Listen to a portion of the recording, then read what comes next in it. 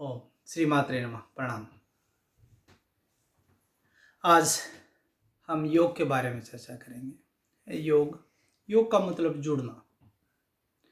योग का मतलब उस परम अंतरात्मा का परमात्मा से मिलना। योग का मतलब जब आप जहाँ आप हैं वहाँ उस स्थान से आप पूरी ऊर्जा के साथ, पूरे सत्व के साथ आप वहाँ हैं। ऐसा नहीं कि आपका मन कहीं और है, आपका शरीर कहीं और है, और ये जुड़ना नहीं हुआ। भगवान श्री कृष्ण ने गीता में कहा, योग कर्म सुकौशलम। कर्मों में कुशलता। कुछ भी कर्म हम कर रहे हैं जीवन में, कोई भी कर्म, हम चाहे झाड़ू भी लगा रहे हैं, उसको इस कुशलता से करें कि वो योग बन जाए। वहाँ युक्त होकर के करें, उसमें जुड़ कर के करें, पूरे हमारे मनोवेग से उस कार्य को करें, तब तो वो कोई भी कार्य योग हो जाता है। तो योग के बारे में आज हम भगवान हिरण्यगर्भ ही योग के आदि वक्ता हैं। हिरण्यगर्भो योगस्य वक्तारः नान्य कदाचन, ऐसा कहा गया है। तो श्री पातंजलि जी ने योग को, जो महर्षि पातंजलि थे, उन्होंने योग को व्यवस्थित किया। योग को सूत्रों में एक सारगर्भित व्याख्या योग की दी। उन्होंने योग, जो पातंजलि योग दर्शन शुरू करने से पहले अनुशासन की बात कही। योगा अनुशासनम, योग अनुशासन से ही योग किया जा सकता है। यदि आप, if you are not disciplined, you can't be a good yogi. So yoga और डिसिप्लिन दोनों अपने, अनुशासन और योग दोनों का बड़ा महत्व है जीवन में। यदि आपके जीवन में ये अनुशासन है तो योग है, ये बिना अनुशासन के योग नहीं। तो आज हम योग के अंगों के बारे में बताते हैं। योग के 8 अंग महर्षि पातंजलि ने गिनाए। यम, नियम, आसन, प्राणायाम, प्रत्याहार, धारणा, ध्यान और समाधि। यहाँ बात आती है, लोग पूछते हैं, लोग सीधे ही, डायरेक्ट ही क्या करते हैं कि यम नियम को तो जानते नहीं, यम नियम को तो यूज ही नहीं करते, अपने जीवन में उतारते भी नहीं, सीधे आसन पे आ जाते हैं।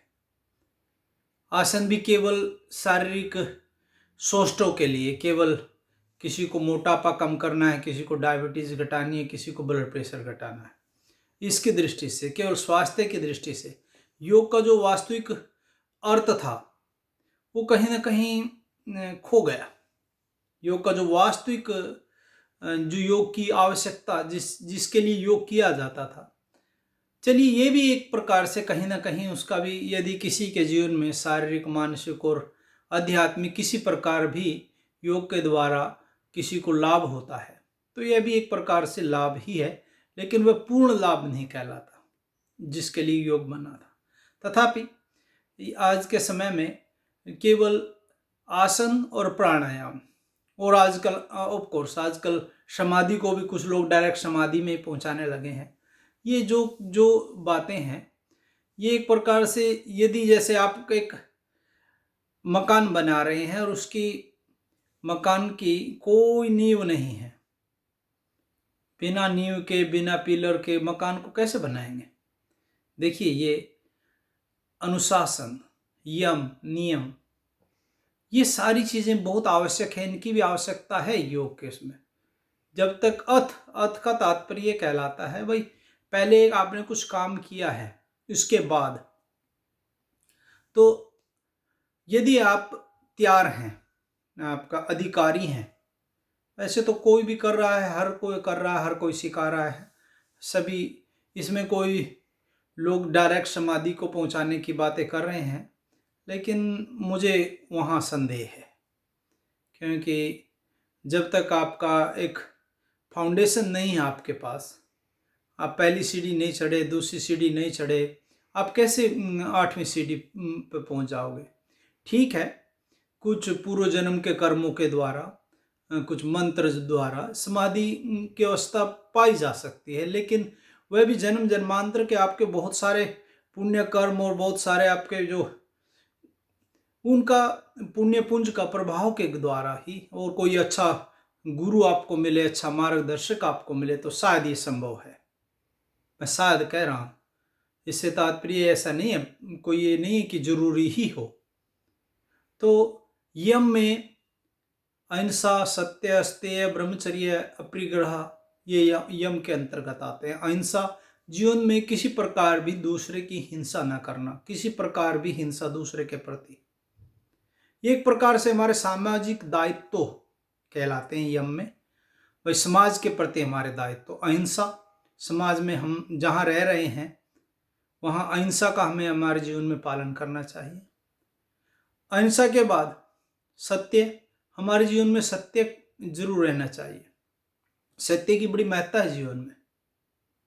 आप देखिए सत्यवान हरिश्चंद्र, अरे महात्मा गांधी, मैं बहुत दूर की बात नहीं कर रहा हूँ, कुछ दिन पहले ही बात है।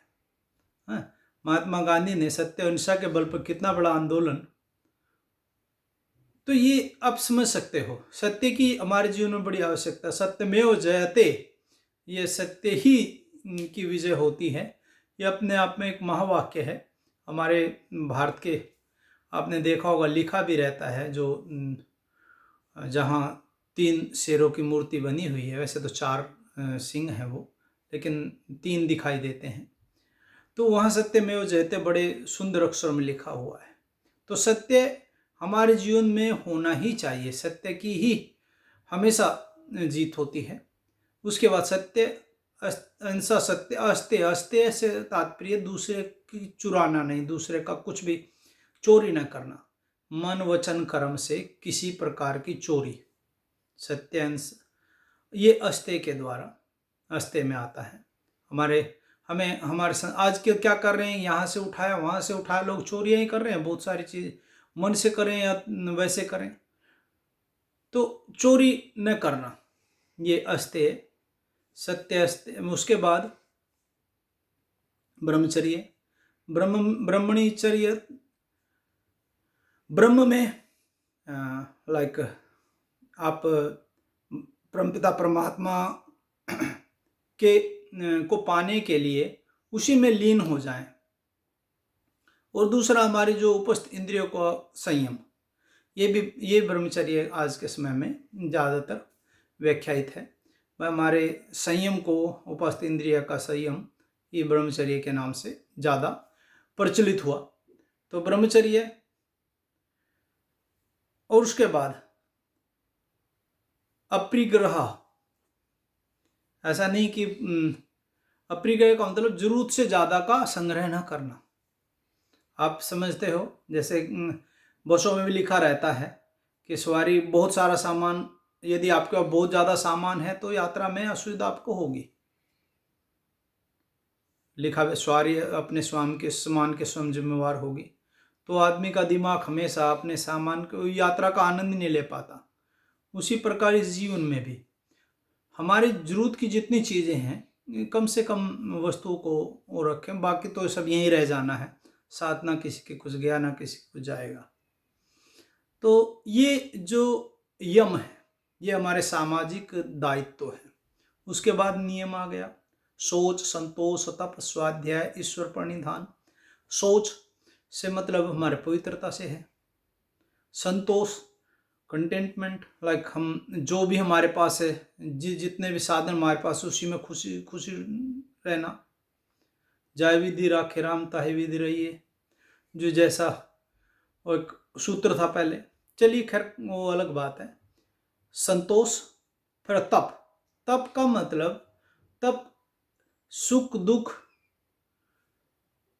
लाभ हानि, गर्मी ठंडी गर्मी या लाइक सर्दी गर्मी, इसमें सभी प्रकार के जितने भी हमारे जीवन में द्वंद्व है, उन द्वंद्वों में सम रहना,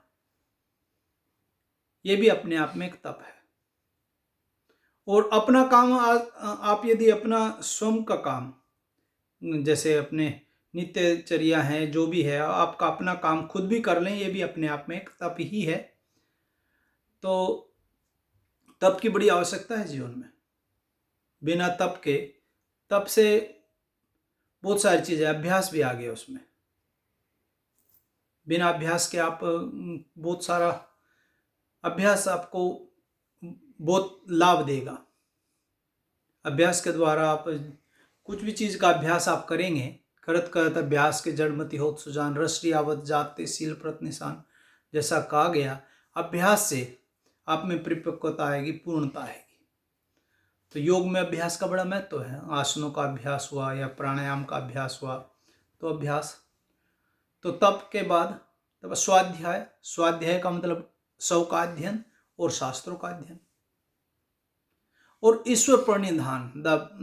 बहुत मुख्य चीज बता रहा हूं, ईश्वर परमात्मा के प्रति समर्पण। ये जो चीज आपके अंदर है, तो ये आपके 5 गुण हैं। एक प्रकार से ये 5 गुण आपके अंदर हैं, तो योग में निश्चित ही आपकी गति होगी, निश्चित ही योग आपका सिद्ध होगा। अन्यथा इनके बगैर योग को सिद्धि पाना एक प्रकार से असंभव सी ही बात है। उसके बाद आसन, किसी भी स्थिति में स्थिर लंबे समय तक अच्छे से बैठ पाना, अच्छे से ये आसन कहलाता है। आप सुविधापूर्वक बैठ सकें, जैसे कोई भी आसन रहा आपका, मेरुदंड सीधा रहे और आप अच्छे से बिना शरीर को कष्ट पहुंचाए आप अच्छे से बैठ सकें, इसके लिए अभ्यास करना पड़ेगा।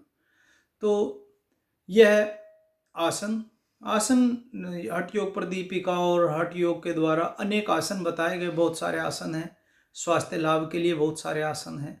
चलिए वो अलग बात है। उसके बाद उनकी भी महत्ता है जीवन में, लेकिन पतंजलि जी ने केवल एक स्थिर पूर्वक लंबे समय तक, दीर्घ काल तक एक आसन में, एक पर्टिकुलर पोस्चर में आप बैठ सकें, यह आसन कहा। फिर प्राणायाम। प्राणायाम से तात्पर्य पतंजलि जी कहते हैं श्वास प्रश्वास और गतिर्विच्छेद प्राणायाम। देखिए प्राण हमारे एक आधार शक्ति है, जीवनी शक्ति है प्राण को अच्छे से उसको लेना, श्वास और प्रश्वास करना माने छोड़ना और लेना, ये अपने आप में एक कला है। और प्राणायाम आपकी जीवनी शक्ति को बढ़ाता है, आपकी आयु को बढ़ाता है, आपके स्वास्थ्य को अच्छा बनाता है, आपके इम्यून सिस्टम को बढ़ाता है। तो प्राणायाम कई प्रकार के बताए गए, तो कोई बात नहीं, हम प्रकारों पे अभी नहीं जाते, बाद में अगले वीडियो में हम प्रकारों के बारे में चर्चा करेंगे, प्राणायाम के सभी प्रकारों के बारे में हम बताएंगे। तो प्राणायाम के बाद प्रत्याहार, जैसे कछुआ होता है, कछुआ बाहर की तरफ जब देखता है कि बाहर उसको खतरा है तो अंदर की तरफ खींच लेता है, प्रत्याहरण कर लेता है।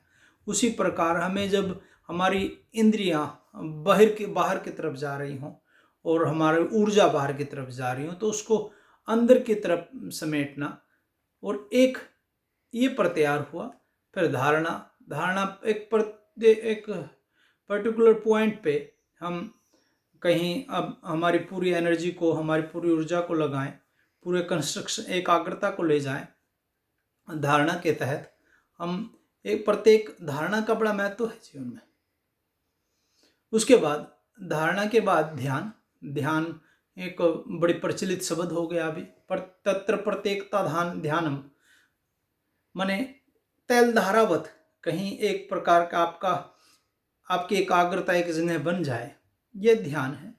और ध्यान के बाद फिर समाधि के बारे में हम विस्तार से, ध्यान और समाधि इनके बारे में हम विस्तार से चर्चा करेंगे, क्योंकि ये एक छोटे से, ये सामान्य शब्द नहीं है। ध्यान एक बड़ा विस्तृत अर्थ अपने आप में रखता है, और समाधि तो योग का एक प्रकार से समझिए सार है, जिसको फल कहें। तो उसके बारे में हम विस्तार से चर्चा करेंगे। ये 8 के 8 योग के अंग यहाँ बताए गए हैं। हमें इनके बारे में आज मैंने एक संक्षेप में आप लोगों को बताया। आगे अन्य वीडियो में, आने वाली वीडियो में हम प्रत्येक अंग के बारे में विस्तार से चर्चा करेंगे। आज के लिए इतना ही। धन्यवाद। आप स्वस्थ रहें, अपने और अपनों का ख्याल रखें। धन्यवाद।